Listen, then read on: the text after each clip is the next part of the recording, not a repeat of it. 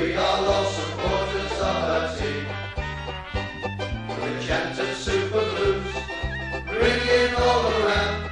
Now all you blue boys know what we mean. We are the lads from the Tilton. We'll support you till the end of the day. We're so happy following the blues. We love you, what more can we say? Let's hear you in the pub, singing our song, helping and sharing the load. It's worth the point at all when we sing together. We're there at the end of the road. We are the lads from the Tilton. We'll support you till the end of the day. We're so happy following the blues. We love you, what more can we say? We have a team that's tops here at St Andrews. They're gonna give us what we're longing for. It's Birmingham forever. Let's hear it from the stand. So come and sing. Nick, you're on mute. Nick, you're on mute. You're on mute.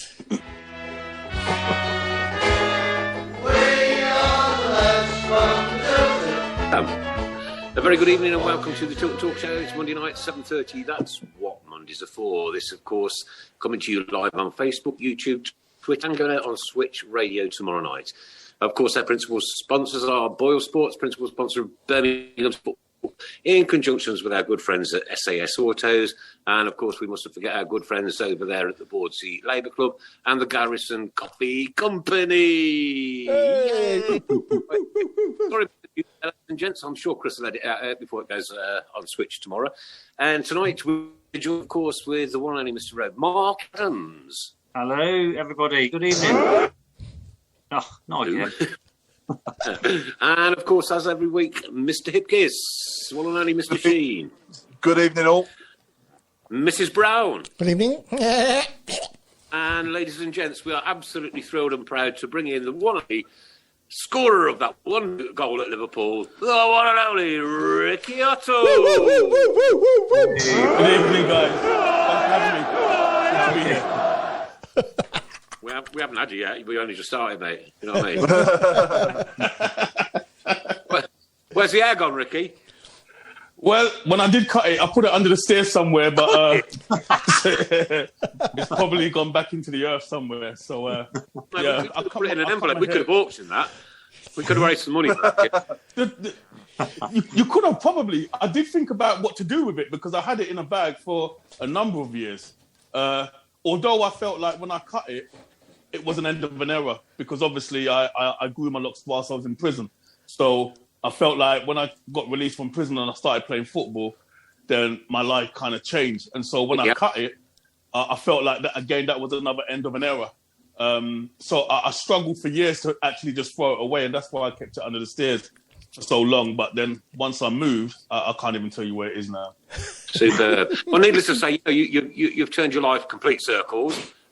We ain't interested in what you went to prison for. That's all in the past. That's in the past. Tonight is all about your career at Birmingham City and, of course, what you're doing now and just having a general chat and a laugh as we go along through the show. And, boy, did we laugh, believe me. Oh, my goodness me. So it's now past Otto, is it? Well, yeah, but you can just call me Ricky, man. You don't have to be formal with me. I know, mate. Look, I'm not... Look, Ricky, I mean, me and Chris Brown are both ordained ministers. Officially, yeah. I've got my card somewhere as well, yeah. Well, I'm sure Bill Shankly said that football is a religion, isn't it? Oh, definitely. He did. I ain't got a clue what it was. It was some little hut in America, I think. Yeah. There are 3 states where I can perform a wedding, apparently. And a funeral. Okay, right. Okay, just on to Saturday's game then. Wow. A good start, bright start. And then that goal. I mean, goodness great. I mean, if in doubt, the biggest rule in football is Paul Hipkiss. Kick it out. Play to the whistle. Kick it out, man. Don't put your arms up when the ball is still in play. What a ridiculous decision to make. Oh, man. Do you know, it's a good job there were no fans there, I think. Yeah, I was thinking back after how many individual errors have actually cost us so far this season. There's quite a few, isn't there? You know, if we can cut that out, we just need to cut it out, stop doing it, and it's just basics, isn't it? Mm. Yeah. Yeah. Do you see any of it, Ricky, at all, the game Saturday? To be honest with you, the last year has been so hectic ministerially because I've dealt with a lot of bereavement, and so I haven't even really had time to kind of sit down and enjoy watching football and just take it all in. It's been horrendous. I mean, myself, I've suffered 5 close people. I had to officiate my own dad's funeral. Okay. You know, my wife's mum passed away, and 2 of my mentors, ministers that when I became a Christian, died. So it's been horrendous for me and my family. But then I've had to deal with the wider church. And I wouldn't be lying if I said to you that I've had to kind of deal with bereavement counselling to at least about 12 different individuals who are suffering loss. So I've got to be honest with you, the last year my head has just been all over the place. I don't even know who's playing for Birmingham again right now. It's just been that manic ministerial-wise because although we cannot come to church, we're able to be online and minister and counsel people. So it's been a bit of a whirlwind for me. So I'm not up to form or up to speed, should I say, with a lot of the results and everything. Yeah, sure, Ricky, sure. We're Birmingham fans behind you, mate. Don't worry. We're all Thank you. Yeah. Thank you. Appreciate that. No, I'll tell you what, this family that we've got that listen to this and watch this show week in and week out, wow, oh my goodness me. We've got a little one for you here. Just need this phone to be switched on a second and I'll be with you. There's a young lady in Birmingham and she's going to be exactly 100 years old very shortly, right? 100. Wow. Now, there's not many people that make that milestone, and she has no relatives, none. No husband, no sisters, no daughters, grandchildren, great-grandchildren. Why? Once this lady has left this mortal coil, her lineage has gone from this earth forever. That is it. Right.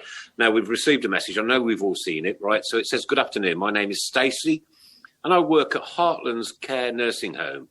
I was wondering whether we could ask for a kind favour." Now, you're all Birmingham City fans, and I did put on the Tilt and Talk page the other night that you're going to need a pen and paper tonight. So please grab that now, because I'll give an address out in a second. And I know what you're going to do. I know the response for this is going to be absolutely massive tonight. We have today a lovely lady who will be turning 100 on the 13th of February. Unfortunately, she doesn't have any family. I'm reaching out to see if there is anyone who would be willing and able to send her a card to wish her a happy birthday. If you could, we would really appreciate it and would go a long way to making her day a special one. Her name is Lillian. Her favourite colour is purple and she loves anything royal. Please post too. We will put this up not only on the Tilt and Talk page, but also on the shout box in a minute. If Chris could type this out. Stacey Debney, Debney, Heartlands Nursing Home, 50, that's 50, Broadstone Road, Yardley, Birmingham, B262BN. That's Stacey Debney, Heartlands Nursing Home, 50 Broadstone Road, Yardley, Birmingham, B262BN. I've got my card here. It's ready to be written tonight and posted tomorrow. Fantastic. So let's make this day. Come on, Blues fans. And we know full well they'll answer the call, Nick. Oh, mate, you know, I've written to Stacey, actually, and said that we're going to put this appeal out tonight, and I just hope that your postman's got really big arms. Yeah. That's going to happen. That is going to happen. So everybody, come on, it's a birthday card. This lady's 100. She's got no family, kind of like, you know, very close friends, etc., etc., etc. So let's do what we can do as Birmingham City fans, club together as we always do, and please send this beautiful lady a card. That's it. It's as easy as that. We'll post that again later as well. We'll remind people again later. That's it. Yeah. So, Ricky. Yes, sir. Christmas 1994. I remember you signing for us. You come out on the pitch and you signed that contract in front of us all, didn't you? That's correct, yeah. I remember. I think if my memory serves me correctly, that was 17th of December. Okay. Ooh. Don't ask me why I remember that day, but no, that's a lie. I should remember it because for me it was quite historical. So yeah, I remember most things about that day. Yeah, it was the 17th of December '94. You said you had a bad memory. That's a good memory. Yeah. And Anthony Garvey's commented about you tearing us to shreds before then for Southend when you played against us.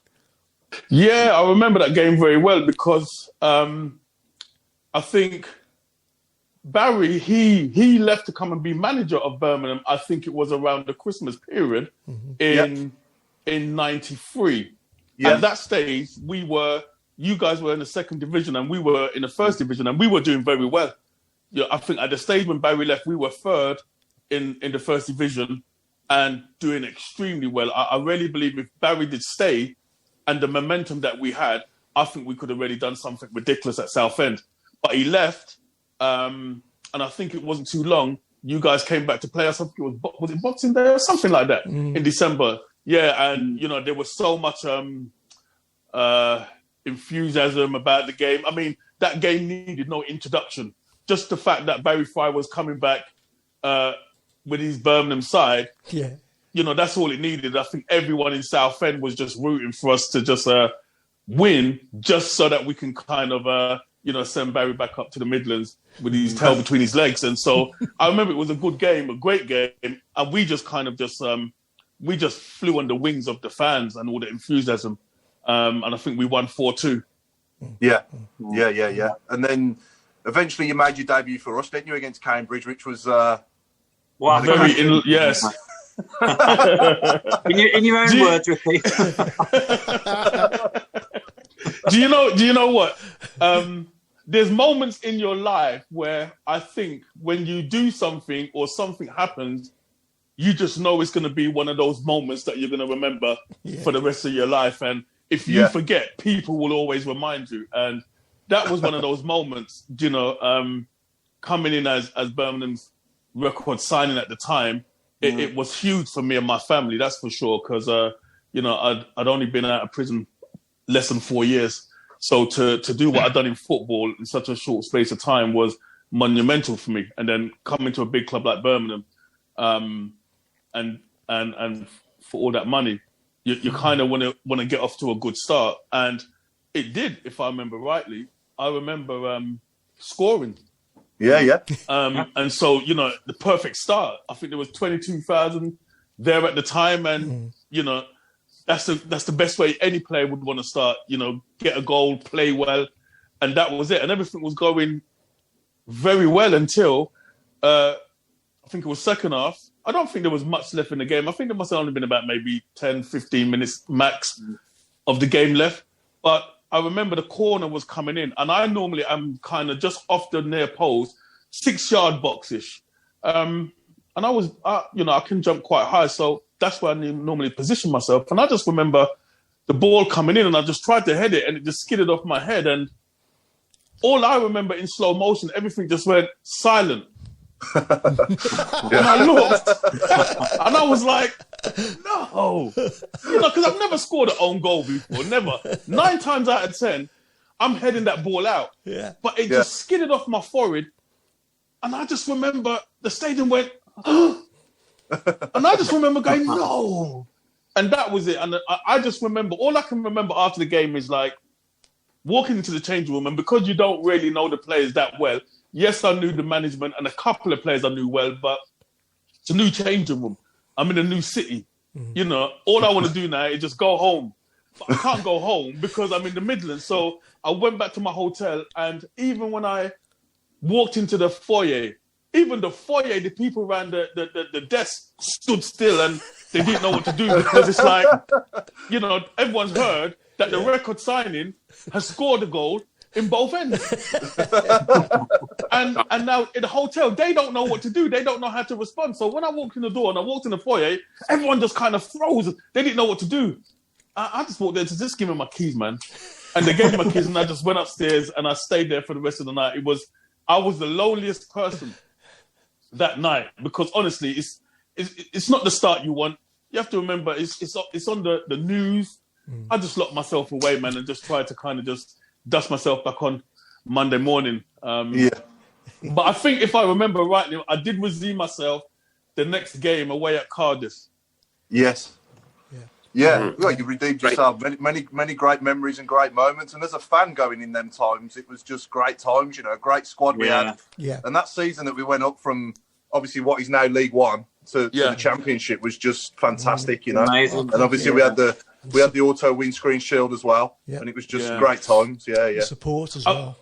I mean, to be fair, when I considered, or when it became apparent that, you know what, I'm going to come up to Birmingham, those were the very reasons why I really came up, because although we were in the first division and you guys was in the second, it was clear in my mind that you guys were going to get promoted.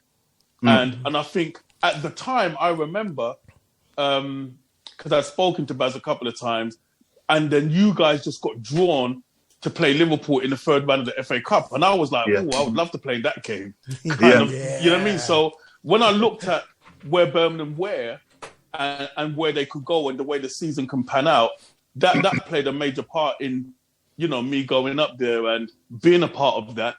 And then obviously seeing how we kick on for the following season. So for me, it was a kind of a no-brainer. You know, the project that Birmingham was or had started, it far exceeded whatever could have happened at Southend, to be fair. Yeah, well, we just rebuilt the Cop and Tilton as well, hadn't we? We'd only just that's correct. Before you signed, and I remember Alan Hansen saying that Liverpool will easily beat Birmingham as well on Match of the Day. And I don't know if that got through to the players, but he couldn't have been any further from the truth. You know, he was miles off it. Well, he's made a few statements that he's got wrong, hasn't he? Let's be honest. Yeah. So, but that was a tremendous moment for me. I mean, that YouTube. Oh man, you know, I tell you what, I know exactly where I was at that point in time. I was in a pub in my hometown, and somebody's got a photograph of me actually jumping out of my skin off the chair, right, and like just going mental around the pub. Yeah, where were you, Paul? I was at St Andrews watching it. Are you talking about Liverpool away? Yeah, the replay. The replay. Yeah, I was at St Andrews watching it on the big screen. So they had it on the big screen. They had it on the big screen at St Andrews, and I was watching it there. And I remember being at home. I remember listening on Tom Ross, the commentary, and just going ballistic when Ricky equalised. It was just talk us through it, Ricky. Talk us through it, Ricky. Kenny Lowe to Steve Claridge. Steve Claridge to you. Yeah. Well, before we get to that moment, I have to be honest with you. I felt I was having an absolute stinker of a game, because when we got to the game, Baz put me up front. And I'm sure I'll get to talk about this later, but I felt that my relationship with the fans started off on the wrong footing anyway, because I think when Barry went to Karen Brady and the Gold Brothers and that to get me, he said I was a striker to them. And what happened is, I think most of the fans kind of got into their head that they were buying a striker when actually I was a left midfielder. And so I think when I came to the club, I think there was a little bit of, I'm not scoring goals. I'm playing on the left. But that was my natural position. The fact that I scored 17 goals for Southend the season prior, that's what Barry Fire used to go and get the 800,000 to go and buy me. So I think I started off on the wrong footing with the fans, but we'll get back to that. But that's what happened at the Liverpool game. The Liverpool game, he put me as a striker. And for the whole of that first half, Razor Rajat was just coming through me, man. One of my favourite people. One of the favourite people of all time. Man. Every time I touched the ball, I mean, the first tackle, I didn't even know where the floor or the sky was, man. You know, I just remember just landing with a big thud. And that kind of just, you know, perplexed me a little bit. Because every time I got the ball, he would just bang on me. And playing up front and playing on the wing is two completely different roles.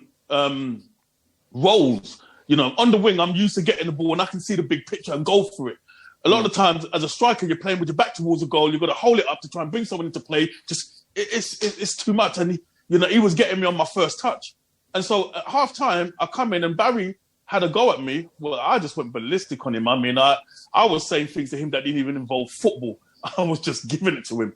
Do you know what I mean? Because by that stage, I was just angry. I was vexed. Do you know what I mean? This is a big platform. Do you know what I mean? We drew with them. So this is a replay. So we fancied ourselves, and I just wasn't playing well. So after the argument at half-time, Barry put me on the wing. And then I started to get into the game more. And so by the time the goal come, as you said, I remember, I think it, if I remember, was it Phil Babb? He went to whack the ball up, but it was a bit of a shank. And it come down, and I think I won the ball.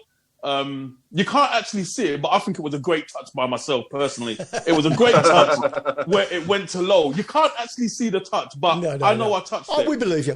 We believe you. And then it went to Lowe, and then I remember Lowe was able to get the ball to Claridge. So someone kind of clattered Lowe. But just before he got clattered, he got the ball to Claridge.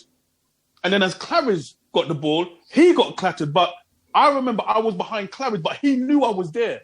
And I didn't want to say, Claridge, give it to me, because Rob Jones would have known I was there. He didn't actually know I was there. So I knew Claridge knew I was there. And just before he got clattered, he got the ball to me. But I knew I had a split second, because McManaman was coming down on me. So I knew, literally, I had one touch outside of the boot, all in one go. And I knew the moment I hit it, I was off. Because you just know. You strike a ball enough times. And I knew, as I touched it, bang, outside of the boot, I was off. Because David James wasn't ready for that. Yeah. And, even to this day, that's 15 seconds. If I didn't have the video, and I've watched it 100,000 times, but I still can't tell you what I was feeling. It was just man and stuff. And I remember running down towards Barry, and Barry's like, yeah! And I'm calling him, you fat this, you fat that. I told you, you fat this. You should have put me, you fat this. I was just, But we got back in after, and I think the good thing with Barry is you can have a goal and it's forgotten. But after scoring that goal, I think I had to now try to bring myself down, because it's such a, scoring at Anfield. I grew up in the 70s and Liverpool was the team. You see the Anfield sign. So I'm still playing football as a professional footballer, but I'm still going to these grounds as a fan. And, when you're going to Anfield as a fan, and you're looking at, that was a ground, that was like the holy grail. So to play there, and I think at the time, they were getting crowds of 48,000. I was a fan. And to score, I had to stop thinking of all the Liverpool friends I've got back home and concentrate on the game. So now that I've scored, I had to try and bring myself down. But I couldn't get out of my head, I've just flipping scored an Anfield try. And it wasn't a tapping. I mean, it was a pearl. I couldn't believe it either. Honestly, I couldn't get my head around it. And then before you know it, I had another chance. If I'd have just swung my right foot, I think I would have scored. But no, honestly, it was monumental. And again, another moment in my career at Birmingham that I knew would probably live with me forever, and it has. It's proven to be so. I'm never tired of coming into contact with Birmingham fans, and that's one of those moments. It's like they remember where they were. For me to bring that kind of joy and remembrance to somebody, I couldn't ask for more. Go on, Nick. Sat here the other night. I've got to put that Ricky Otto goal on. Yes. Loved it. Anyway, we've got a couple more announcements, guys, if you wouldn't mind me just doing these. Okay. One from Craig Courtney this week. We've been informed that a big blue nose and stand-up comic Fat Theo has been suffering with COVID-19 and has been in and out of ICU, but has now been moved back to the ward. Theo's breathing is getting better, so things are looking good. We at the Tilton Talk Show would like to wish Theo well and would like to get as many messages as possible to him. He messages here, and we'll make sure they reach him. Get well soon, Theo.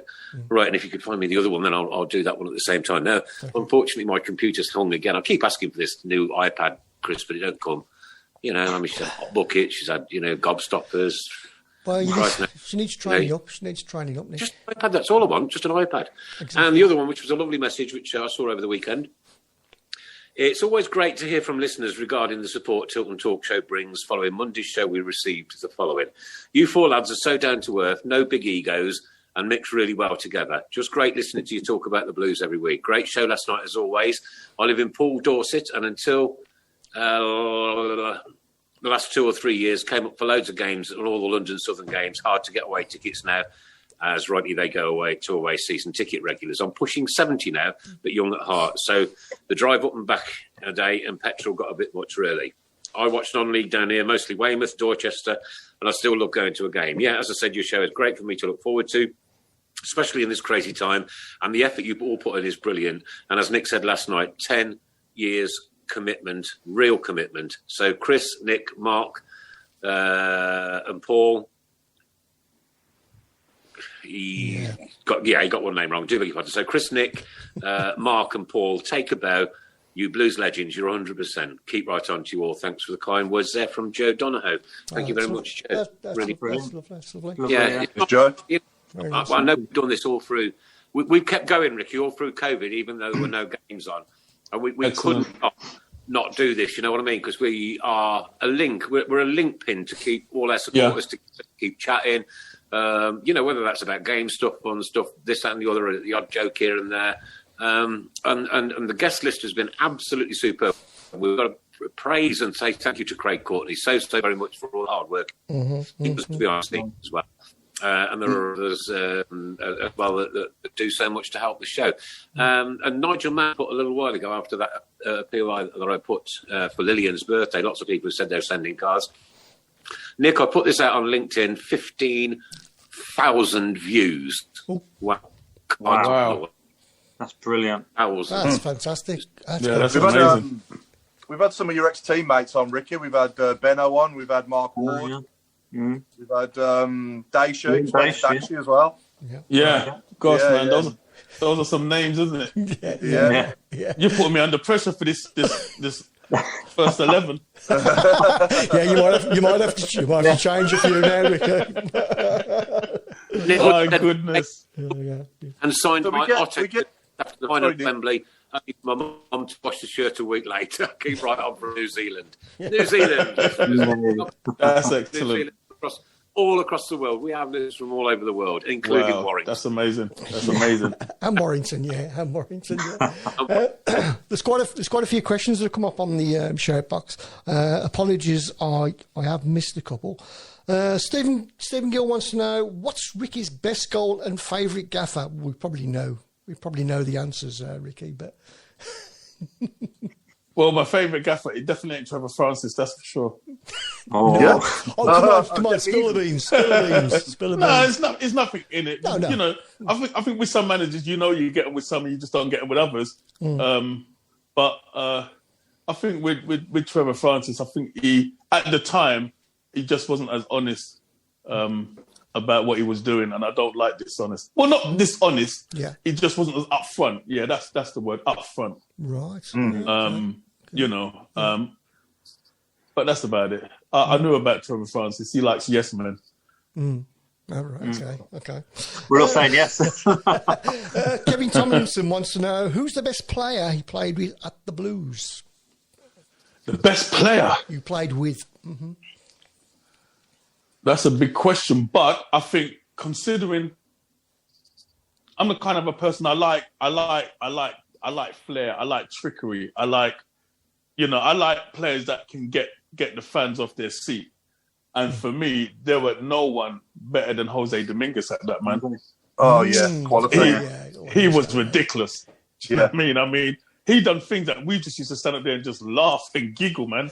Just for me, I would put him, do you know what I mean, as a natural, skillful person that when he got the ball, you could actually hear the fan just, you know what I mean, their temperature just rose, man, and fans were already on their feet. And so I like those kind of players. I'd have to say Jose.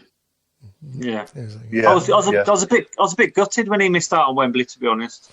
It was a shame. Didn't he have international duty or something, under 21s Portugal or something?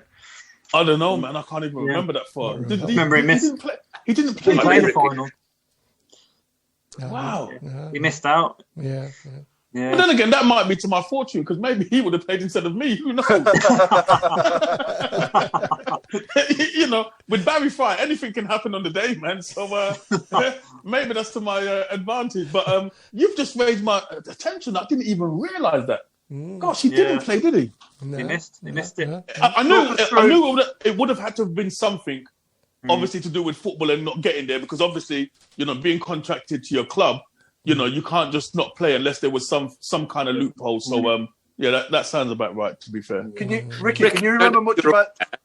Sorry, Go on. I don't know whether you're aware that there's been a gypsy curse placed on St Andrews for many, many years. Now, Barry tried to get rid of it by being told to go and have a wee on all of the 4 court posts, and that didn't work. And then we had another vicar in, and that didn't work. Now, the Magnals. Question from Ricky. As you're a minister, can you please come and bless the ground at St Andrews and get rid of this gypsy?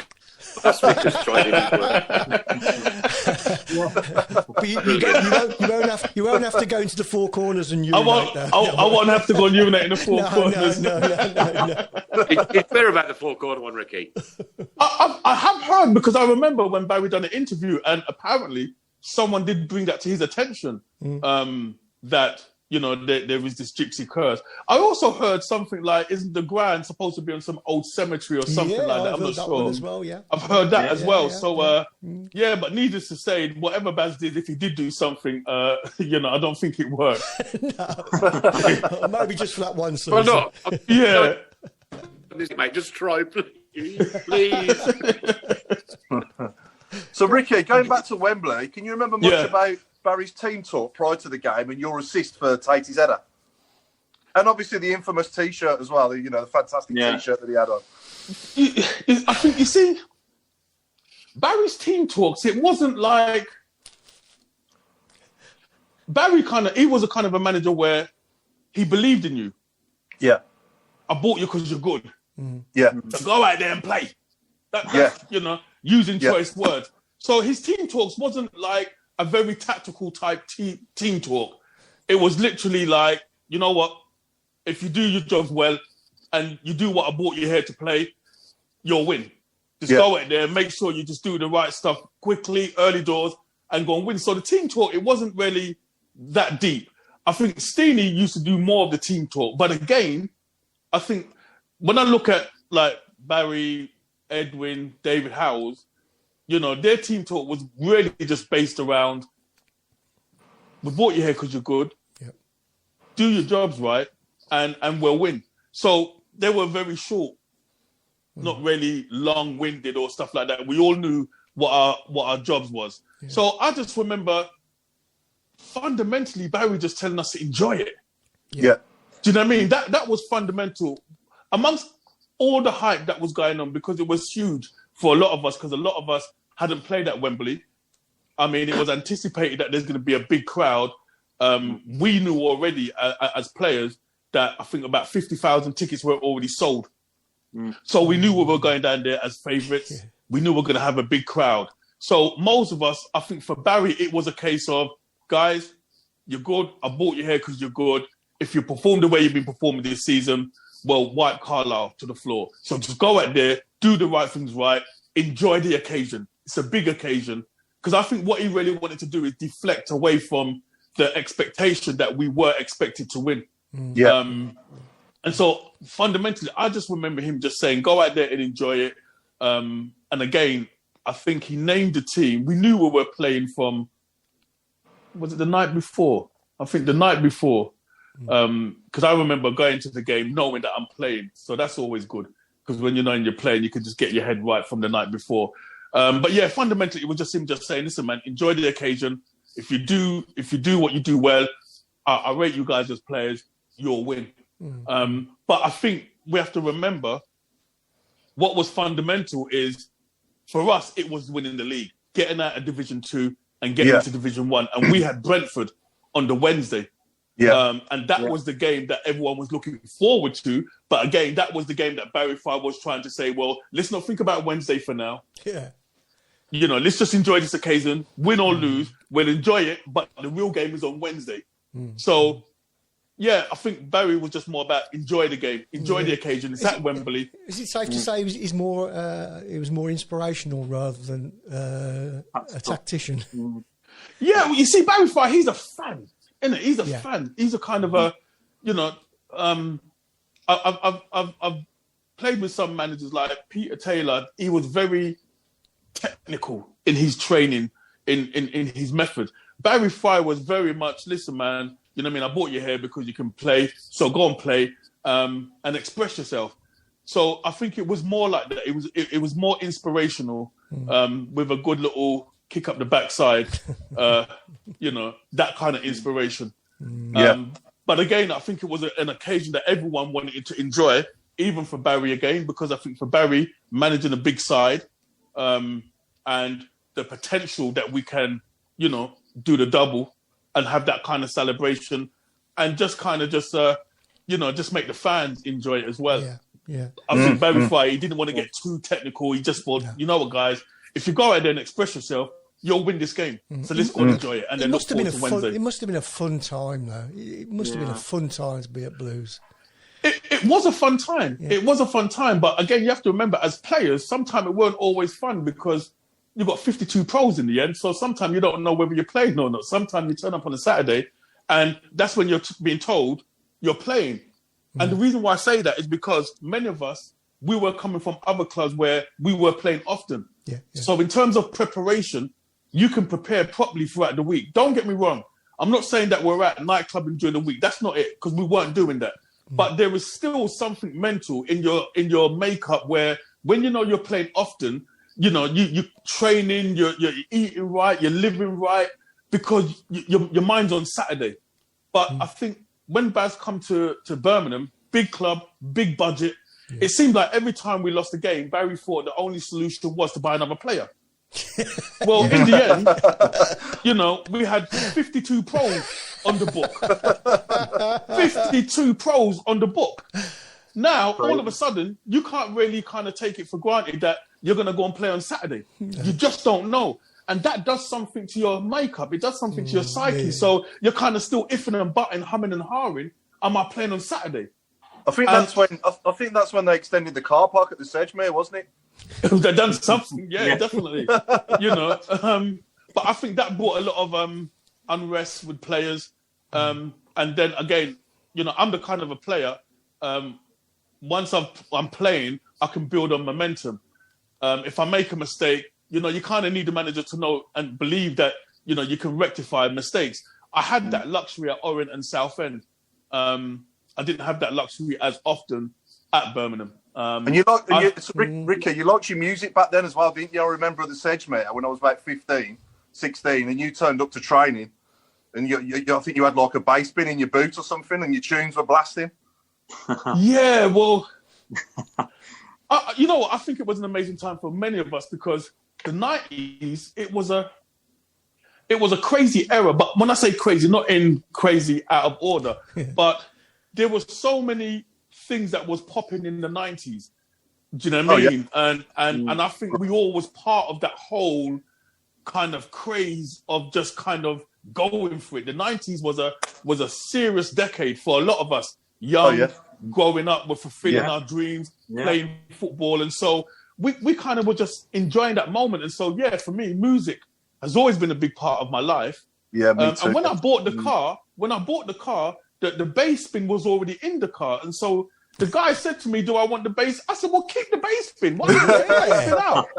If it's already there, why take it out? So, I felt like it was supposed to be. So, but we all used to love music, going into training, music in the changing rooms, music, away games on the coach. That was just, brilliant. At that time, the camaraderie within the camp. Yeah. I can't live without music either. No. Yeah. I'd rather listen to music than watch telly sometimes, to be honest. Yeah, me too. Absolutely. Apparently, you had a green BMW. Did you, Ricky? Did you have a green BMW?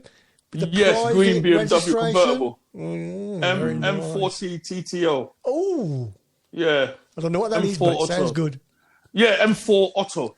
At the time, the reason why I went that way, because at the time, M-Reg was in. It was M-Reg, and so it was a new car, and then the plate was M40 TTO, which meant really M for Otto. So it almost sounds like M-Reg for Otto. Yeah. So that's why I went for it. I remember you signing your autograph form. I and I was having a dance while I was waiting. I wish you had that on video now. Oh, that'd be good. Did you have hair then? Serious I did, yeah, jet black hair. message from Gosh, Ricky. Go on, Nick. Ricky, there's a gentleman called Michael Cleary. Yeah. Remember his name for later. And he said, ask Ricky if he'll say a prayer for a great friend of mine who passed away suddenly last Friday. That's Michael Cleary. Michael, we're all with you. We're all one family here, mate. And I'm sure, Ricky, you'll do the business for him shortly. Absolutely. Michael Cleary. No doubt. Consider it done. Thank you. Absolutely. Yeah, fantastic. Yeah. Liverpool have signed Ben Davies from Preston. Oh, right, okay. Okay. Not to make any difference. I know, I'm just keeping you up to date. I'm just having a look, seeing what's going on. While you're on the subject of that, Nick, we've got Sam Cosgrove obviously in from Aberdeen, and we've got Keandra Simmons from Man City as well. This Simmons looks a prospect, doesn't he, Paul? I've not seen him play yet at all, but obviously if he's coming from Man City's academy, then I would imagine he's got something about him. He's got to be in there. Yeah. He's no Ricky Otto, but you know.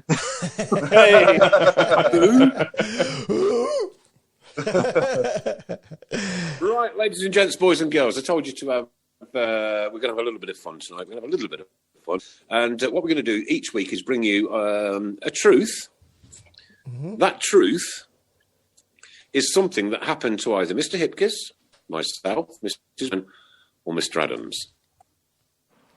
And the question is, and Paul, unfortunately, my computer's just saying, cannot play your video, blah, blah, blah. So, Paul, could you keep your eye on the answers and just do a tick chart over the next literally 4 minutes? That's it, 4 minutes, yeah? Yeah.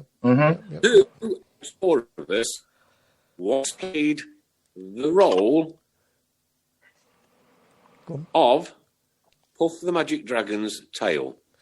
Which one of the four of us once played the role of Puff the Magic Dragon's tail? 4 minutes, starting from now. Off you go. Okay. Off you go. And let's do who tallies up to get the winner. Okay. So which one out of the four of us played the role of Puff the Magic Dragon's tail? There you go. While we're doing that, Ricky, I want you to talk us through your assist in the Auto Windscreens final, obviously, for Tate's header. Oh, yeah. That was amazing. I remember, I think it was the Wednesday or the Thursday, I'd done an interview. I think it was for the Evening Mail. And the reporter at the time asked me, what would be, if you could write the script yourself, how would you want to see the game go? I said, well, obviously scoring. Do you know what I mean? Yeah. Because, again, growing up, Wembley was the hallowed turf. And I wanted to win at Wembley because the great players that have played at that stadium and gone up those 39 steps, I wanted to go up those steps as a winner. So I remember saying to him, obviously I would love to score, but I said, I tell you what, if I don't score, I will settle for being being involved in the goal. I'll settle for that all day long. And that's what happened. I mean, you all remember it, man. It was a bit of a long-winded game. It wasn't the best game, to be fair. It wasn't the best game. I think it only really got exciting when we got into the next goal wins. Yeah. Because that's when it really got exciting. I just remember, like, every time they got the ball, they was going forward. My heart was near my backside because I was thinking, don't score, because it was like winning goal. But it kind of took us back to when we used to play football at school. Yeah. Wembley, you know what I mean? The winning, the next goal wins. Yeah. So I remember just, piling under pressure. And I remember Wardy got the ball. And by then, everyone's legs are getting heavy. But I was a kind of a player, like, I was quite fit. So in those kind of, extra time, I still had a lot of energy. And I knew that the player I was playing against, he was tiring. So I just remember Wardy getting the ball out wide. And I just remember saying to myself, I've got to do something different because I've been trying to get outside of this player all game, but I wasn't successful. And I just remember jinking, like if I'm going to go into the outside, but then quickly just flicking the ball on the inside and just crossing the ball with my right foot. And I wasn't always the confident with my right foot. But I just went for it. I just whipped in that ball with my right foot. And all I remember, again, it just come off Tatey's head, and then it was a slow motion moment. I remember it come off his head, and then I can just see that gap. The keeper's in the middle of the goal, the gap's there, and the ball just kept going there. And it was a slow moment. and it was going there, and I was like all the other fans. And then when the ball hit the net, honestly, I remember it was just slow motion. The whole stadium was bouncing, and I just remember running as fast as I can because it just dawns on you we won. Wembley? Yeah, and I remember Barry Fry, Steenie, all of them coming out the dugout. Yeah. And it was like slow motion, but the stadium was shaking. It was shaking. Yeah. And then I just stopped and just clapped. Goosebumps, yeah. Honestly, it just stopped because, remember, in the end, we took 55,000. Mm-hmm. So there was 76,000 in the stadium. And honestly, the noise, I mean, the noise when that ball went in, I mean, everyone just went in their own separate ways. I just remember running back to the halfway line. I don't know why. I just needed space to run. And I just ran as fast as I could until I collapsed.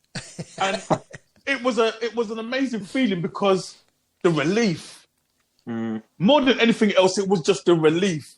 Because the game wasn't a really exciting game. It wasn't the best game. No. But, I mean, all of that is forgotten amongst the noise of knowing that you've won. Because, I mean, for us as players, you know, I remember the conversation in the changing room was like, you know what, that was a horrendous game, but at least we're making our fans go back up the motorway happy. Oh, yeah. That was the general consensus that a lot of us were saying. Because we knew it was a poor game. Well, you know what I mean? In 90 minutes and then the extra, it was a poor game. But that's what we were saying, at least they can, because once you've won, you don't really forget the dynamics of the game. But we just didn't want to make sure that 55,000 fans came down to Wembley. We was the favourites. The expectation was us to win and then lose. Because I think that would have had, or it could have impacted on Wednesday. But as it stood, you know, being able to provide Tatey with that goal, it kind of immortalizes me, doesn't it? Because that's for Tatey. Right. Yeah. I mean, that was Tatey's moment. Yeah. I mean, he is. I've never seen a more crazier fan for a football club like Tatey. He is completely bonkers. I was thinking right in front of him with his t-shirt off. Huh? Oh, and do you know that noise, Keith? Do you know that noise at the end? Nick, your internet's playing up, Nick. You keep cutting out. Yeah, mine is a bit too. I think our internet's been absolutely awful here this week, so apologies for that. Ricky, you back with us? Yeah. I was on about yours. Do you remember that noise at the end at Wembley when you take goal went in? Yep. Most of it came out of my gob, mate, believe me. Ricky, Tatey's actually listening. He's just said, ask him about me and him driving down to Wembley on the Thursday evening with him building a, shall we say, a herbal cigarette whilst balancing the steering wheel with his knees. We can cut this bit out, Ricky. Well, you know, that was one of my many gifts, isn't it? You know what I mean? Trust Tatey to remember that, man. I think I would have been a bit more dignified and said to Tatey, I remember when me and Tatey was in the rave in Birmingham off our nuts. Come on. That's what I remember. Because if you go out with Tatey, trust me, you're going on an all-nighter, right? He ain't making you go home, man. Yeah, there's been a couple of times when, you know, me and Tatey's the last person dancing in the club, man, because Tatey knows how to party. I give him that, man. Rave on. Yeah, he can't dance to save his life, but he's got lungs, he's got wings, he can last the time. But again, things that we shouldn't have been doing. But I think, in saying that, there's a lot of things I think football didn't know how to tackle. A lot of us, we're just street kids, man. Yeah. You know, we're coming from the street, and so, you know, football wasn't as strict as it is now. But I suppose if football knew certain things, they could have probably guided us a little bit more, and maybe we wouldn't have been so erratic. But hey, it is what it is. But those are the moments that kind of bond players. And like I said, I've always respected Tatey as Tatey's He's a road man. He's a street man. He gets it. And for plays like that, it's no surprise that me and him are rolling down the M1, going to the Wembley Hotel, having a happy fag. He's on in a few weeks as well, Ricky. He's coming on in Is a he?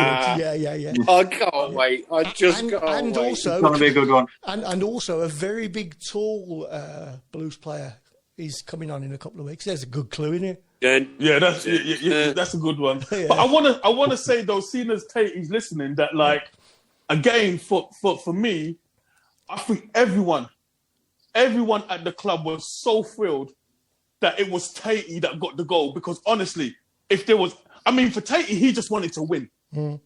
We all knew that he was blues bonkers, man. But for him to get that goal, but you know, everyone was pleased for him, and so I'm glad that he's been immortalized in Birmingham's history in that way. Forever. Yeah. Do you know what I mean? Yeah. And I'm just a side piece, because he can't head that goal without the person delivering it. So course, yeah. you know, I'm just jumping on the back of his immortalization. But no, I was thrilled that he scored that goal. I didn't know about the T-shirt though. He kept that from me and from other players. I didn't know that he had that T-shirt under him, but sod's law, isn't it? It's a story, for him to Ricky, score right? and to have that He T-shirt. told that everybody had a T-shirt in a box. They had a box with T-shirts on the halfway line, and everybody took an extra T-shirt out and put it on. And the only one that was left, he said he didn't fabricate that himself. The only one that was left was that one with that round circle on it with a bulldog on it. And he put it on, and apparently he got hauled to Golds and Sullivan's office on the Monday after the game. Tatey was cacking himself, thinking that he was going to get like a proper doing for it. They asked him to sit down. He was cacking himself, and he said, "Right, you know where you're here, don't you, that T-shirt?" And Tatey went, "Yeah." He says, "I'm going to market them in the club shop." True story, Chris Brown. True story, Chris Brown. Listen, I mean, if you look at the Gold Brothers, they are entrepreneurial at the highest, isn't they? So I think there would have been a lot of Blues fans that would have bought that T-shirt. Oh yeah, definitely. Yeah. Of course. But again, it just endeared Tatey to his club, because trust me, Incredible. Birmingham's his club, man. And so I'm so pleased for him that he's got that platform. He deserved it. He was a good player. He was a good player. I was going to say, What? He hasn't got the T-shirt anymore either. No, he hasn't I know, but I'm just sitting there thinking to myself, gosh, I don't even know who my next 11 is, because now Tatey's in there. I've just picked him up. I'm going to try and put him in somewhere, ain't I? I'm under pressure here. I'm going to sack myself. Is it fair to say that he was your favourite teammate at Blues? Do you know what? And I'll be honest with you, there was lots of clicks with us. I mean, there wasn't any one click. We all just got on. Yeah. But I think with Tatey, we were into the same music, the same vibe. So there was a few of us. There was Tatey, there was Louis Donowa, do you know what I mean? Kevin Francis, like the same type of music. So there was a group of us that we just kind of enjoyed once we get the result. Do you know what I mean? And again, you got to remember at the time, a lot of us were single, so we didn't have any restrictions like, you know, any girlfriends wanting us to stay with them. We can go out and actually just enjoy socializing, and that's how it was. But I mean, in the changing room, we were all buddies. We were all just like, you know, having a crack with each other. And so Tatey was just one of those that when I was going out, and you got to remember, I was learning a lot about Birmingham City in the sense of location. Yeah. I'm coming from London. So Tatey was pivotal in helping me understand where to go, where not to go, who to muck about with, who not to muck about with. And for me, coming into a new city, that kind of information is vital to help me to know how to box clever in a place where I don't know no one. So people like Tatey, you stick close to them because they know the city, and then it enabled people to not take liberties with myself, because everyone's coming to me, to us as players. Tatey was able to help kind of like, don't muck about with them. No, don't go there. Don't do this. And that kind of information was key. Sorry, Adam's asked... Well, did you have any... Sorry, hang on, Nick. Ricky, did you have any pre-match rituals or superstitions, like, you know, like putting your left boot on first, etc., etc.? Just have a spliff.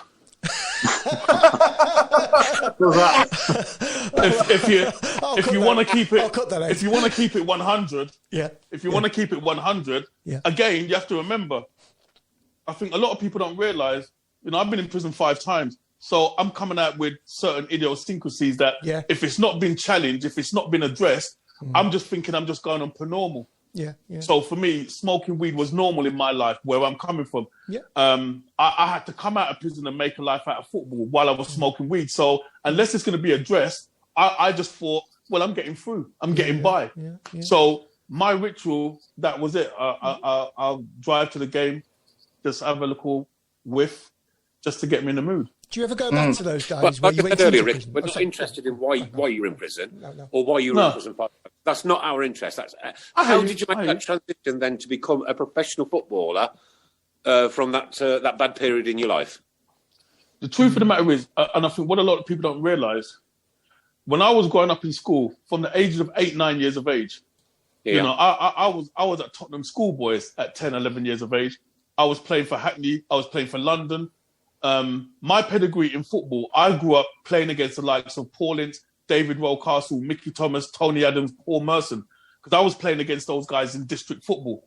So when I was growing up in school football, I was considered one of the best footballers in London for my age. Yeah. But what happened is now when I look back on my life, not growing up without a father in my life, in black families, especially mothers, they ain't got no time to go and play football because the struggle is real. I grew up in a single parent family. My mum ain't got no time to be standing on a football watching me play football. She's trying to make 2 ends meet. And a lot of that is like that with single parent families. So you didn't have the backing of your parents. So what happened is when I got to like 14 and I was able to stay out a lot longer, go youth club, girls were getting their shape. You're becoming more aware of yourself and wanting to look nice, go to the disco. I didn't have no one to rein it in and say, Rick, keep focused on football. So what happened at 14, 15, I kind of just went down the street life, got expelled from school, stopped going training, and just got myself into that life. And that's how I eased into crime. So after 5 prison sentences, I think what was the key for me, the 4 times that I was incarcerated, that was in youth custody.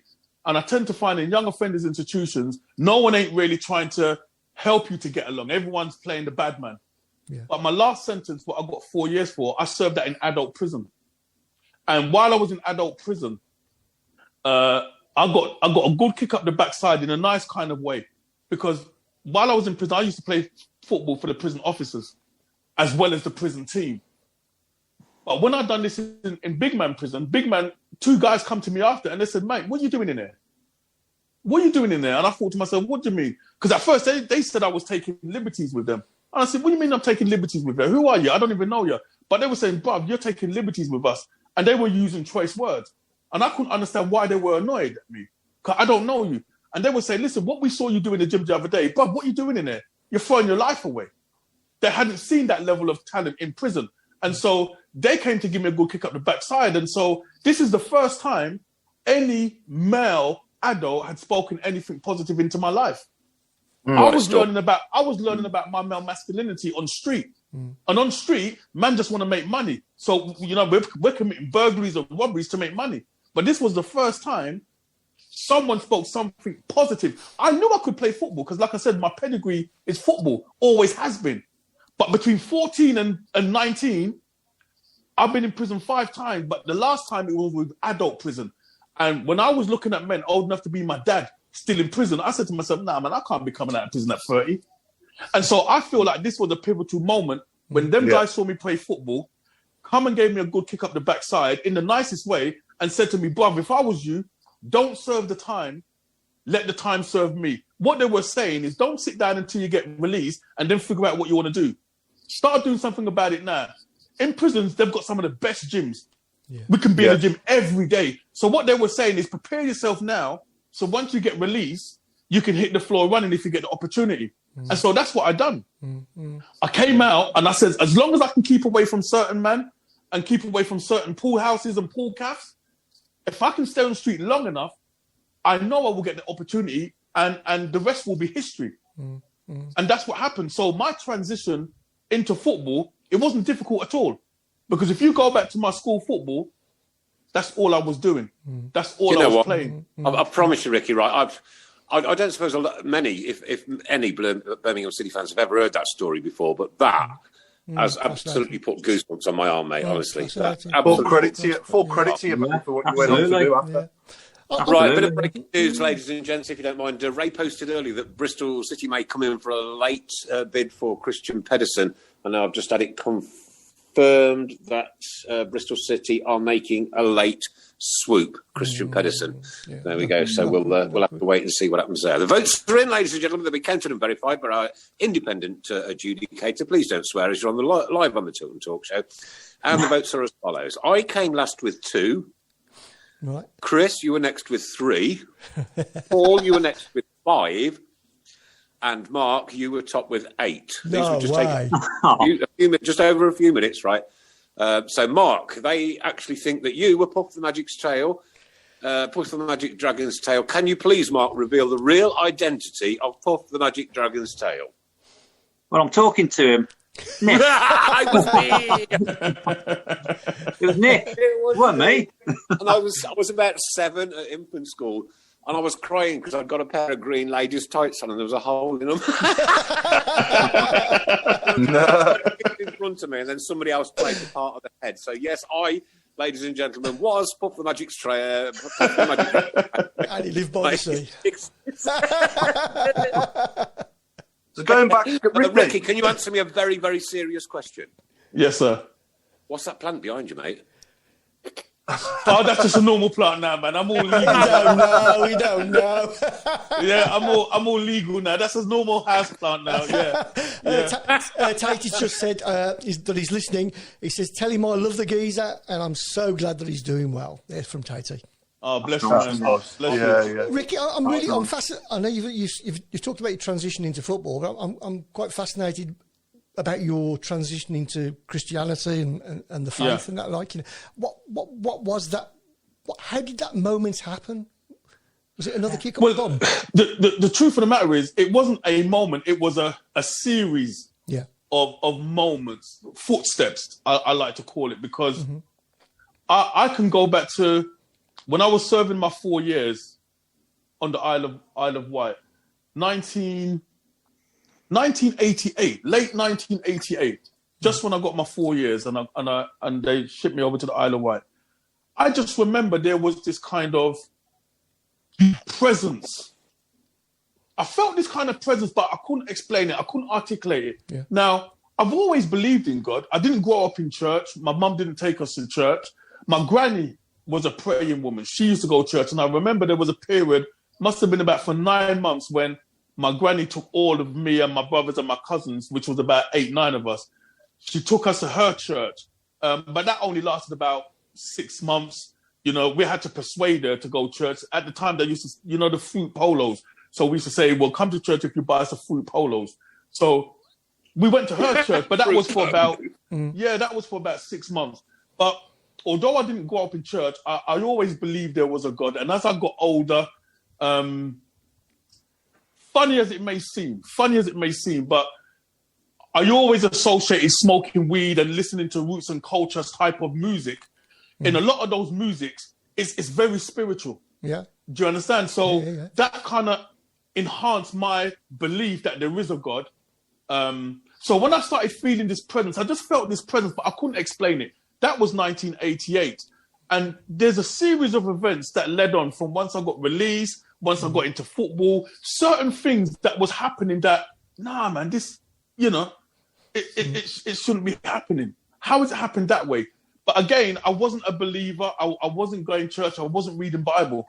But I remember one day when I realized what was happening, I was actually playing a game, and it happened at St. Andrews. And believe you me, if there's a gypsy curse at St. Andrews, or if it's on a graveyard, listen, let me tell you something. I remember a game playing at St. Andrews, and I was playing on the left near the dugout bit, yeah? So we was kicking towards a Tilton. And it was one of those rare moments when the ball's on the other side. So I'm kind of watching the game, but I'm actually saying to myself, gosh, what am I going to do when my career finishes, because life don't get any better than this. At the time, again, we're playing in front of 20,000+ fans. Do you know what I mean? I'm living in a nice house in Sutton Coldfield, driving a nice car, earning decent money. I've got fame and fortune, making my mum happy. And I just remember just that occasion where I thought, gosh, man, what am I going to do when football finished? Because I've never done a day's job, never worked. What am I going to do? And I heard it so clearly. I just heard the words, "You're going to serve me." And I remember running, "Give me the ball. Come here, give me the..." And I tried to run off what I just heard, but I couldn't run it off. And I remember all the way to the game finished. I don't even know what the result was. I was in the change room getting ready, and all I kept just remember hearing is, "Serve me, serve me." And I was going home, and I was supposed to go out that night, but I was so disturbed with that I'm just sitting at home. The guy said that we're going out. I said, "Nah." And all I kept thinking is, "Serve me." And I understood what it was, because what I was doing now, I was going all the way back over the events, past events, where I could feel this presence, but I can't understand it. I can't articulate it. And it took me all the way back to 1988. And that's when the penny dropped. Serve me. So that presence that I was feeling was God. And God was calling me. And so, although I was aware that was God, that was 1995. But I didn't give my life to the Lord until 2004. So I was still living a raggedy life, but I was still spiritual, because, I'm still smoking my herb. I'm still believing that right now we grow on Solomon's grave, and anything that is natural is godly. So I still believe that the weed smoking and the God it's all spiritual. But it wasn't until 2004 that I actually surrendered and gave my life to the Lord, because other events transpired where I felt that presence again. And I just realized that God was calling me, and I couldn't run anymore. And so I just had to surrender. But my calling was rough. My conversion was difficult. I always say to my congregation that there's 3 types of ways a person comes to Christ. It can come being born into a Christian family, and so they grow up going to church, and that's all they know. You can have those who come to church because they're going through difficulty, rough times, and they come to church and they want to get prayer, and then they kind of continue to pursue that walk of faith. And then you've got what I consider myself to be a kicker and screamer. God's been calling you for years, but I've been kicking and screaming, refusing to come. Why? Because for me, in my mind, I understood that Christianity means there will be some things I have to stop doing. And I wasn't prepared to stop doing what I wanted to do. I was enjoying my life. I was playing football. I'm earning money. I've got fame. I've got fortune. Why do I need to go to church? I'm blessed. Look at my life. But I was running.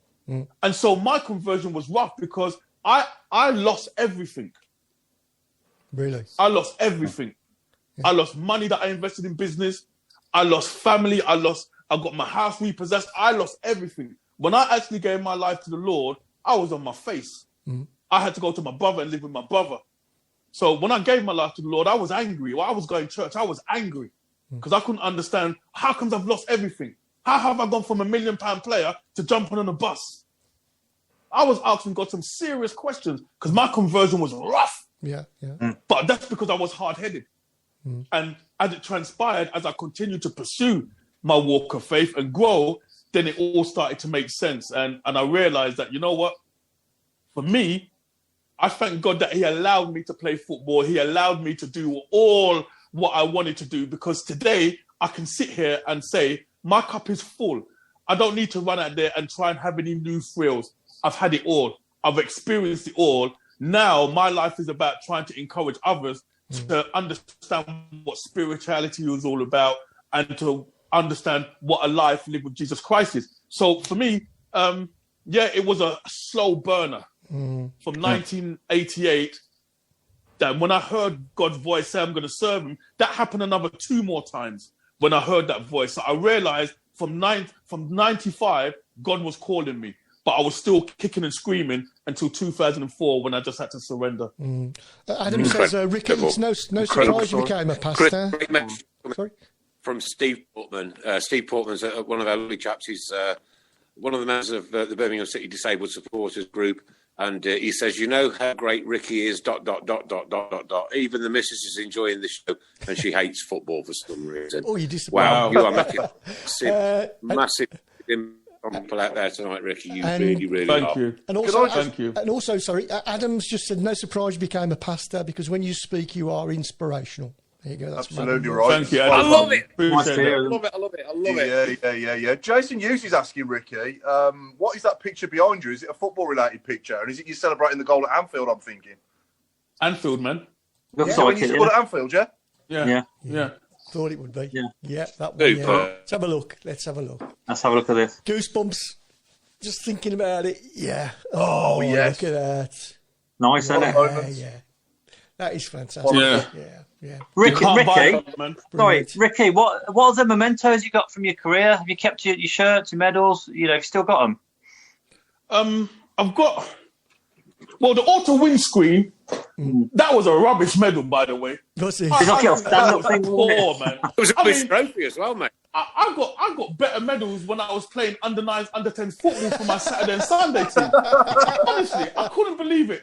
When we got up to the stairs, when we all climbed the Wembley stairs, and we got to our trophies, I mean, you want to see us, we was looking at this and thinking, what the is this? Honestly, it was a horrendous. darts competition local pub, wasn't it? Yeah, it was just Yeah, wooden. wooden thing. It was just wooden with some silver. I mean, we got into the change room and just flag it down. It was rubbish. Yeah. And so I haven't got that, but what I have got is it still there? Careful, Although it's off, careful what you put out, Ricky. it's off the chain, but I still got the division, the championship medal. Yeah. Yeah, it's come off the finger there, but it's still there. Keep it. Yeah, keep it. brilliant. Keep We better it. get on to Ricky, you. would you do us a favour? Go on. Yeah. Now, Paul, we've asked you a question about the photograph behind you. Paul's asked you a question, right? Would you do us a monster of a favour?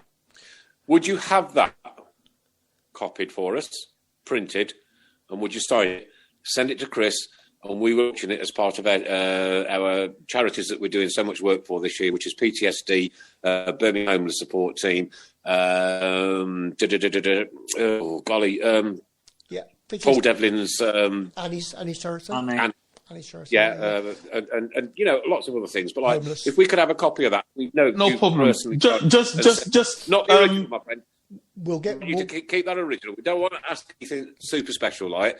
But if we copy that photograph, sign it back, and on the front, or on the front. No, on the front probably is best, isn't it? So Oh, you yeah, can on just the pay front it, page, yeah. and we'll Yeah. auction that, and we'll raise a few quid for it. And it's every single penny that we raise always goes to the charities. We'll always. raise a load. We'll raise a load. consider for it done. We'll raise a Just load send for me Yeah, you we'll guys' sort- address where I can post it to. Yeah, we'll get Craig to do consider that. that Craig done. will do that. Yeah. Chris Yeah. Brown will We've already organise got that a through bid. Craig. Yeah, we'll sort that out.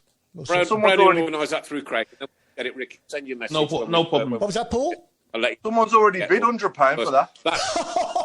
It's Really? It's an absolute. It is a Birmingham City It's mad. icon moment. We all that are excuse me of the age to be able to remember it. That's crazy. It's crazy. So Ricky, there's a bid on that before you've even sent it. Well, I'm gonna look into my archives because I know It's mad. years ago I had a stream of different photos, and I may have one more original copy. I'm gonna look. If I have, then I'll send that original one as well because I think the Thank guy, you, the man. photographer at the time, he must have gave me about 4 or 5 of those same pictures. So Yeah. let me go and look and see if I've got one. If I've got one of them, then I'll send that one and don't get it Oh, printed. that'd but be- I will that'd be send it all the same fantastic. That'd be and fantastic. sign it. And the bid Amazing. We better get onto your Brown. team, Ricky. We better get onto your team, We've mate. got loads to do yet. Yeah, get on to the Brown. just remind us how much that bid is. This photograph, Ricky. Listen to this. Well, it's which one? The one that he's just sent. He's just said. Yeah, it's £100 already. £100 a day. Team Faraday's bid £100 already. £100, yeah. Wow, It's crazy. that's amazing. It's crazy. That's That's amazing. how much of an iconic moment it was to fans, mate. Honestly. Yeah. Right then, Paul. Right, ladies and Yeah, gentlemen, Ricky. we're coming into the last 15 minutes, and do you know what we're going to do tonight? We're going to talk about nothing because this man has been an inspiration to every single one of us. Normally, in the last 15 minutes, we have one hell of a good look, Ricky. We haven't got but time. you're talking tonight inspired me, certainly. I know it has the rest of the team, and I know it has many people out there. So we're just going to continue this conversation because this has been I'm happy with it.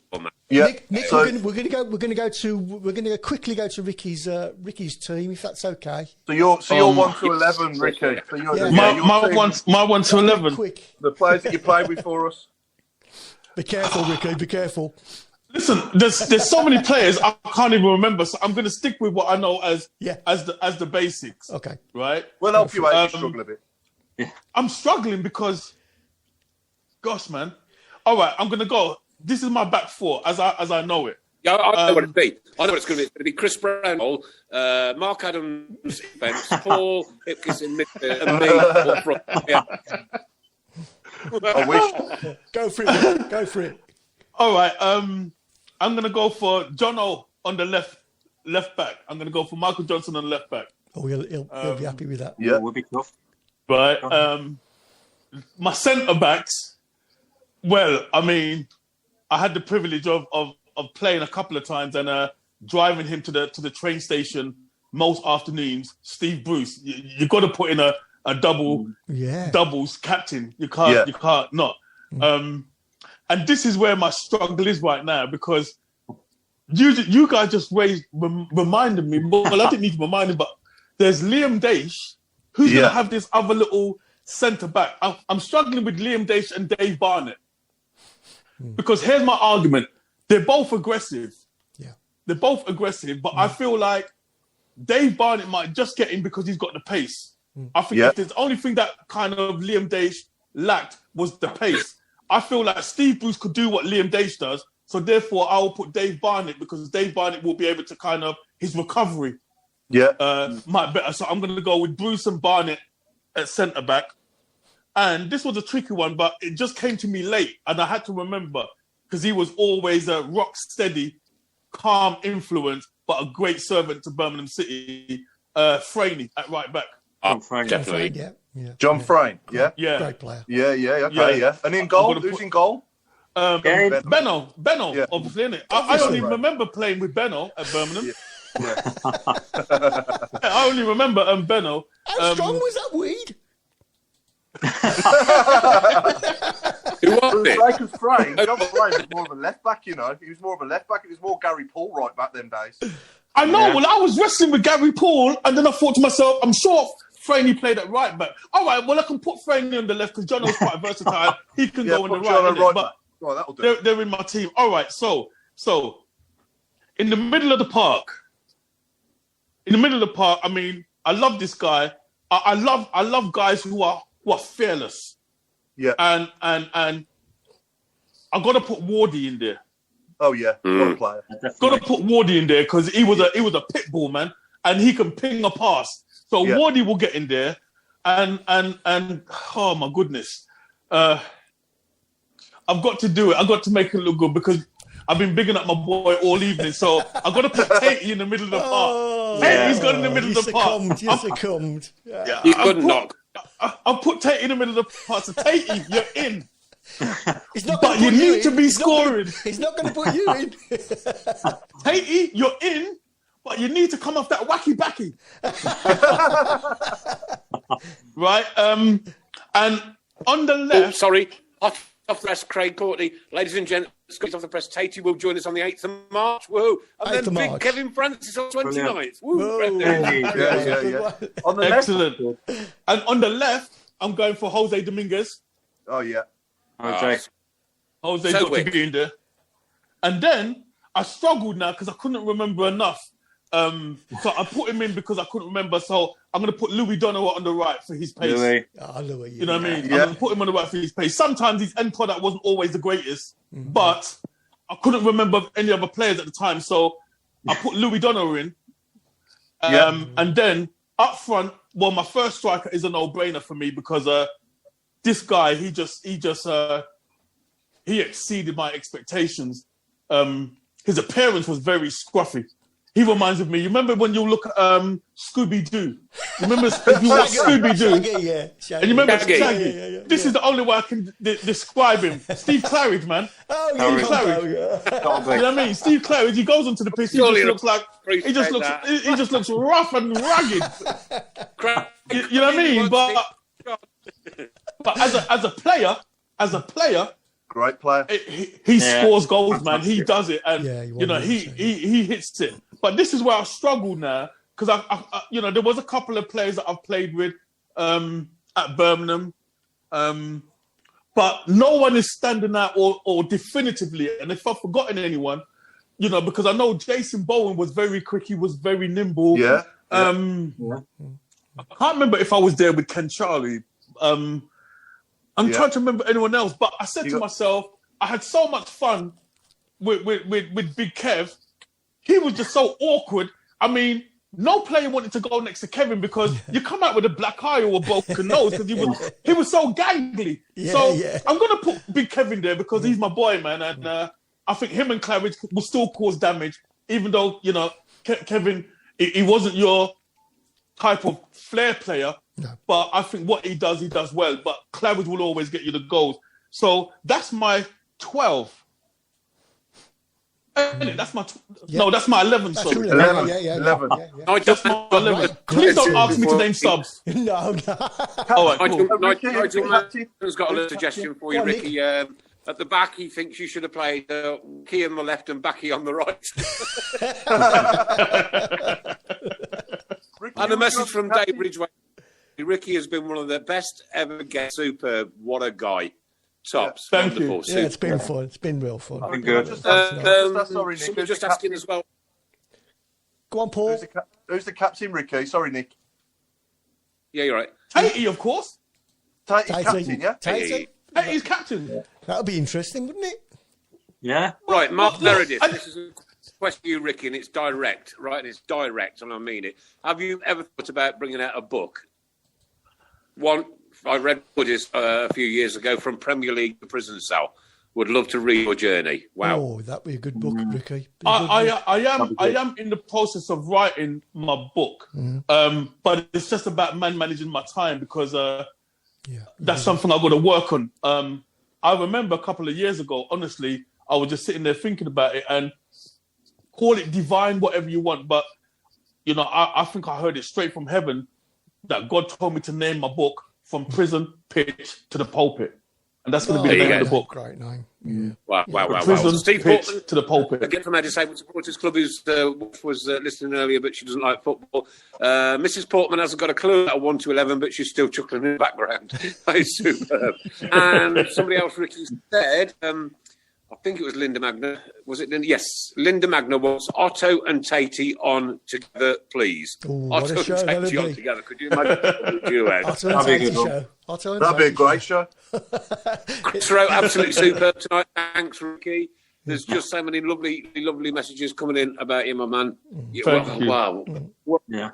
I can't believe it. It's nearly 8:55 already. You know what? This flying by, isn't it?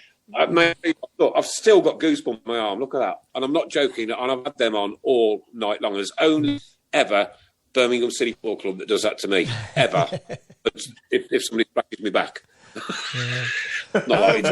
did have a couple of other things to talk about tonight. I've still got goosebumps on my arms, man. I've been like this all night. Literally on the edge of my... Well, not even on the seat. I'm on the floor. But literally on the edge of my chair, if you know what I mean. This has been just an absolute inspirational hour and a half.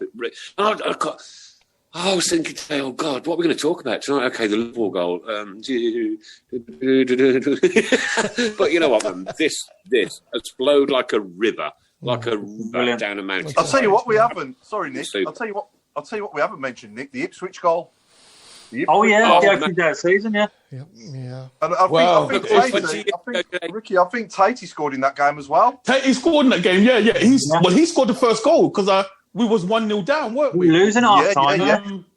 Well, look. Think about it. Now that you've brought it to my memory, it was Wardy that passed that ball to me, wasn't it? And then I touched it first time and scored. Yeah. So I was, you see the triangle: Wardy, Tatey, Otto. Yeah. Wardy and Tatey's in my first 11. Yeah, well done. Yeah. You see the connection? I think I might make a manager after all. Yeah. But I mean that game. Do you know why that game was so? I think pivotal for me because I think I mentioned it earlier. I think when I came to Birmingham, when I first signed, Barry built me up to be a striker. So I think most of the fans expected me to come in as a striker. And when I weren't getting the goals, I felt there was a little bit of a confusion as, what have we actually bought here kind of thing. And I think it got hidden a lot under the momentum that Birmingham had anyway. The expectation to win Division 2, the trip to Wembley. So it got kind of masked, that little bit of, what have we actually bought here? Do you know what I mean? But I think it took until near the end of that season when we done the double, that I think fans starting to cotton on that actually he's not actually a striker. And then, this is just my opinion, I felt that people's view of me started to change. Because at the end of the day, when you're coming to a club, big money, people want you to hit the floor running. And because I wasn't scoring goals and I wasn't even playing at the striker, I think a lot of fans was like, what have we actually bought here? Do you know what I mean? What's going on, man? I don't want you crossing balls. I want you scoring goals. And I felt that kind of tension. And, I blame Barry for that because he just wanted to get the money to get me to the club. Yeah. So he was going to say whatever he was going to say to the chairman. But when you're doing that, you've got to remember what it looks like to the fans. The fans think they're getting a striker when you've got a midfielder. So when we got to the Ipswich game, that was at the beginning of the season. I think by then, opinions were starting to change a little bit and people were starting to just take on board what type of player I was. And so when we played that game, that goal, I was doing things like that at Southend and Orient. Do you know what I mean? Yeah. Because again, I felt like I'm starting to feel a connection with the fans. I think they're starting to understand me. And so when I got that goal, that was another explosive moment for me because that's what I really wanted to show the fans what I'm capable of doing.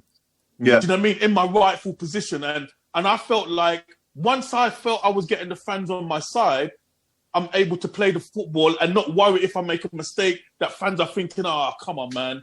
I think they started to understand my game and goals like that. I wanted to continue. Yeah. But again, remember, that season, Barry got caught up in, we just had a stupid, ridiculously sized squad and I couldn't build up enough momentum. But for me, that goal kind of, I think, made the Birmingham City fans think, I can see why. I can see why Barry bought that kind of money. So for me, that was a little bit of a restoration or redemption kind of feeling for me towards having that kind of relationship with the fans. Ricky, 2 minutes to go. John Smith says, guess Ricky, honest, authentic and entertaining. Nigel Mann wants From Prison to Pasta by Ricky Fagotto. Absolutely brilliant and honest stories from Ricky. An inspiration to all, especially at these times. No, this might be an annoying request, but Otto, inspirational. I am studying theology and want to do some form of ministry. I feel God is calling me to Brum. I was wondering if it were possible for me to get in touch with Ricky, talk and pray about it. Totally understand absolutely. If not possible. Stuart Hind. No. Wow, Michael Woods, what a brilliant show. Ace guest tonight, Ricky Otto, inspirational, honest, general, good guy. Well done, Ricky. Fantastic show. They're just on and on. Wow, you know what? I'm blown away by this one, gents. I really applaud you. It's been absolutely amazing. It really has, and thanks for giving up your time and thanks for the memories. No, it's been a privilege. For the memories, they'll always be there. Been a pleasure. Can you see that? Yeah. Mate, I've had goosebumps on my arm for an hour and a half. I haven't, and it won't go away, and I don't think it'll go away all night because this has been just over the top, man. Bright in a good way, but proper. Wow. No, listen, it's been a privilege being there, man. Honestly, it's been a privilege being there. Thank you. Bless you. And if you will have me, then we'll do it again. Always. You know what? I think our lot out there would have you every week. I promise you. I think we need a part 2, don't we? We could go on all night. Ricky part 2. Yeah. Ricky, please don't forget Michael Cleary, who's asked for prayer for a great who passed away suddenly last Friday. That's Michael Cleary. I'm sure you'll remember him in your prayers later. Yeah, I will do, definitely. If you want to get into the gentleman that's asked about ministry and one thing and another, let him get to Craig. We'll do that. We'll through Craig Courtney. Craig, if you could all accept, that would be absolutely superb. Yeah. I don't want to. I never stutter. There you go. I've been a DJ all my life. I don't stutter. I stuttered because I do not want to end this show. I don't want to end it. No, I don't either. I need to go to the toilet. I need to go to the toilet. We've got a million one more questions. We've got probably 1,000,001 more comments. And this was the show. I honestly, I'm going to really have to tell you. I sat down this afternoon and thought, well, what else are we going to talk about apart from Ipswich and that goal? And it is just gone. Well, I'm blown away, Chris. I really am. Very inspirational show tonight. Yeah. Very, Thank you, sir. Thank you. Hey, Yes, sir. When COVID is over, we, as Birmingham City fans and as a Tilton Talk, want to come to your church to you morning, or one afternoon, or one evening. Yeah, do a show. We will make that. Yeah. We will come to your church. We will say our prayers with you, and please remember again in your prayers tonight, everybody. It's Ricky, Pastor Ricky, 4 times in prison. 5. 4. Was it 4 or 5 times in prison? 5 times in prison to a professional footballer, to a pastor who now nurtures and looks after great people around across our great city of Birmingham. Like, you know what? This guy actually deserves a complete and utter Tilton Talk round of applause. Yeah, absolutely. You're making me get emotional now. It's been a pleasure watching you over the years, but it's been an even bigger pleasure to get to actually talk to you, Ricky. It has, yeah. It has. You know the thing about it is, and I'll be honest with you, it's because I've been speaking on the platforms of my old clubs, Orient and Southend. For a number of years, I've kind of just kept myself to myself. I remember when I was playing football, one pro said to me, it's a long time retired, but Rick, it's better to be missed than to be seen all the time because, I've seen a lot of pros when they've had to retire because it's such a fantastic life.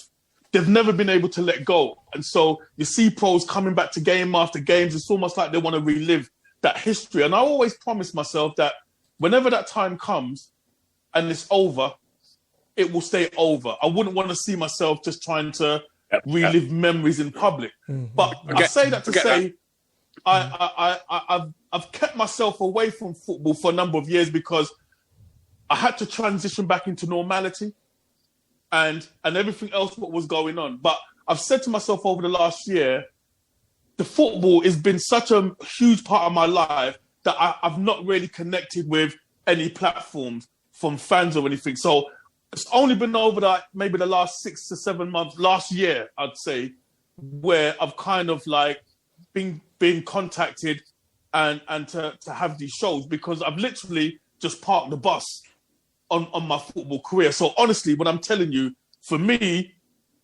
I've deliberately been intentional to come on these shows because football has done something for me as well as me being a part of the fans' memories. And so I've kind of just put myself out there and been on these talk shows. I've not done many, but I've done one with Orient fans and I've done one with Southend fans, and I feel so humbled and privileged because I've sat down for years and just thought and talked to myself about these experiences, but I felt like I needed to come out, so to speak, and just kind of be approachable so that we can have these conversations, because I think, there is a little bit of myth to me, bad man, football, drugs, but there is a lot more to me than that. And I think these platforms, I think it helps to kind of dispel a few myths and kind of just set a few records straight and have a laugh at the same time. Ricky, you know what? You don't have to take any records straight with any Birmingham City fan. Do you know what you've done tonight? You know what you've done tonight? Go ahead, sir. I've just scored that goal again at Liverpool tonight. You really have. Yeah. You have put yourself back on that map with Birmingham City fans. There is an understanding about you and about you as a person and as a player and as a pastor and the journey that you've gone through. Like I said earlier in the show, we really weren't interested in what happened, what you did, why you were in. I didn't know it was 5 times until tonight. That, for me, what the line was when you became a Birmingham City footballer to now. All right, and the journey that you've gone on to be there is absolutely second to none. It has to be documented in a book. Please, please, please write it. Because I tell you what, there's people out there tonight, Birmingham City fans, literally across the globe, that are, their hearts are 10 times bigger tonight, without a doubt. Yeah, we will have to do a part. We'll have to do a part 2. A message from Kevin Francis. We'll do a part 2. Do a part 2. Yeah, a message. And don't forget to remember in your prayers tonight, ladies and gents, Michael Cleary. Michael Cleary. Michael Cleary, yeah. So from Mr. Mark Adams, a.k.a. Mr. Robe, thank you so much, dude. Take care, everyone. Have a good week. Chris. Go on, Chris. Paul Hipkins. What a night. What a show. Paul Hipkins. Wow. Brilliant. Good night. All I think Chris wants to say something. I just want to say, just before I go, a message from Kevin Francis. He says, I love him like a fat kid loves chips. Good night. Brilliant. Listen, it's been a privilege, man. It's been a pleasure, honestly. Really has. Thank you. I've loved every minute, mate. I've loved every minute. We'll support you till the end of the day.